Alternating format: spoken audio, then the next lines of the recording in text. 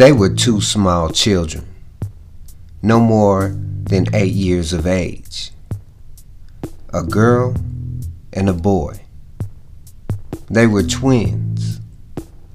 The boy's name was Chin, and he acted like a full-grown man. He smoked cigarettes and ordered grown men around like they were his servants. He even had a harem of women that he frequently had sex with.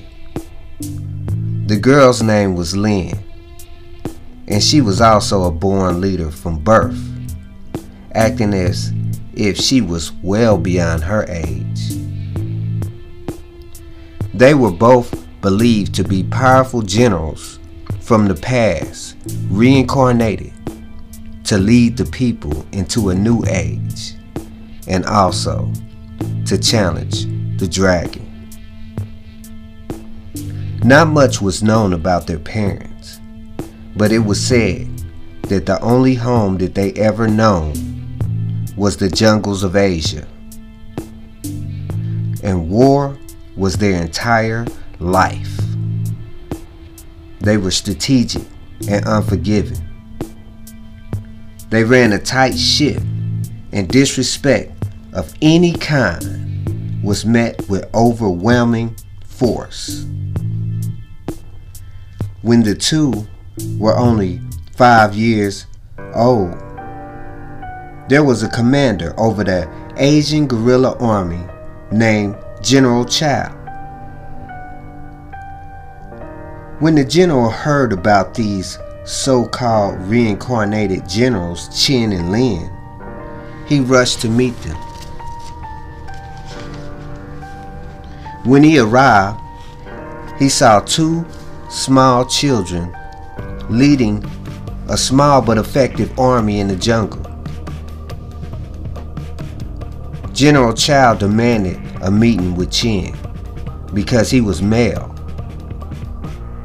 but he failed to acknowledge Lynn because she was female. This was a grave mistake.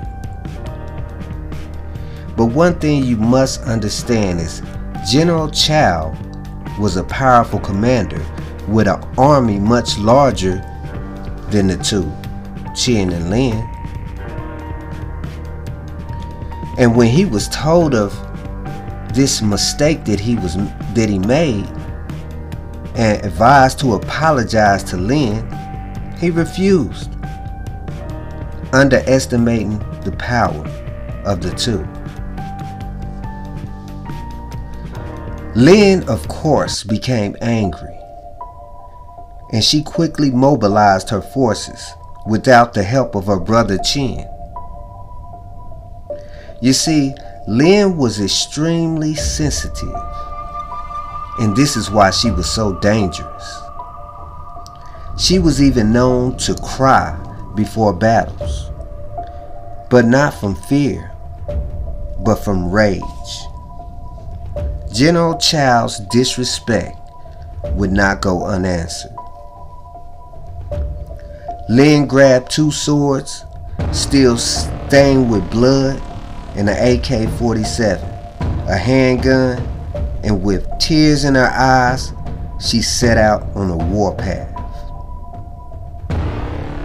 200 elite warriors followed her on her hunt for General Chow and his army. The warriors led by Chin and Lin were unusually disciplined and dedicated, meaning they had a sworn allegiance to the two, that they would die by the sword in order to become a blood sacrifice in battle. By doing this, they would earn a higher rank and be reincarnated or reborn to live to fight again. Lin's warriors would sleep in trees and would not speak unless spoken to. They act sort of like robots. For example, they would step in front of bullets and kill mercilessly on command. They would also go without question on kamikaze missions, or what some in the West would call suicide missions. Lynn gave a kamikaze order to one of her dedicated warriors named Boa, and without hesitation, he set out on his path. She sent Boa to announce her blood war with General Chow in a way where all that watching would understand. Boa was highly trained, so he moved quickly and quietly, unseen by General Chow's soldiers. He snuck into the barracks of General Chow's most elite soldiers while they were sleeping and decapitated the guard charged to watch over them while they slept.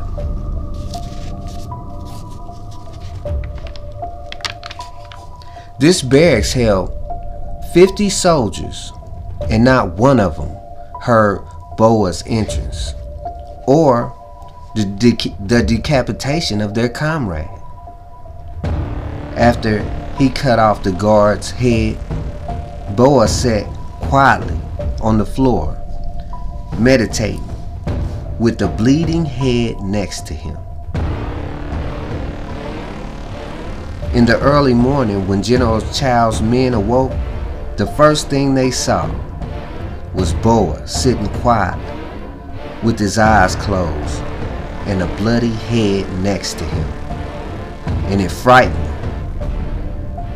And without one word spoke, Boa pulled the string on a vest he was wearing, detonating the bomb attached to him. The explosion killed all 50 soldiers, including Boa, in the barracks.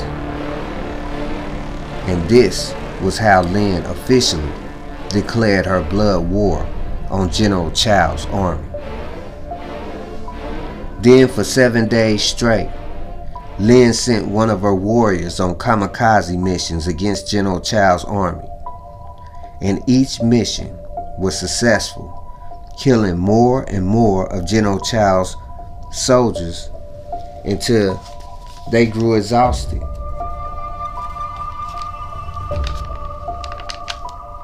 They grew exhausted from the lack of sleep, fearing that they would be killed in the night. On the 7th day, Lynn and close to 200 warriors surrounded General Chow's encampment. Chow was aware of Lynn's presence and readied his army for war. It was a cloudy and dreary day, but you could feel the energy in the air. There was an eerie quiet. I mean, there was no sound, not even birds chirping. You could see dark clouds slowly begin to move in and cover the sky. Lynn and her army sat quietly, some cross-legged on the ground, others hanging upside down from tree limbs, all with their eyes closed as if they were in a silent prayer before battle. Then suddenly, there was a flash of lightning, then thunder. Lynn opened her eyes and gave off a terrifying scream that woke all of her warriors out of meditation. Then they all started to scream along with Lynn. And this sound horrified all who heard it. It reminded me of a wolf pack when the alpha howled to communicate with the pack, and then all the others joined in. Everything happened so quickly. It was as if they had planned the attack, but no one had said anything to another. General Chow really had no idea in whom he was dealing with. His soldiers were mercilessly slaughtered because Lynn's warriors were better trained. After this, Lynn's reputation grew, not only because of defeating General Chow's army, but in the manner in which she did it. She humiliated Chow by cutting off his privates and placing them in his mouth, then cutting his head off and placing it on a stake outside of his camp for all to see. That day, there were 500 heads placed on stakes, sending a message to any would-be rivals that Lynn was not only to be respected, but feared. This is Lynn's story. The two, or the twins, the fallen.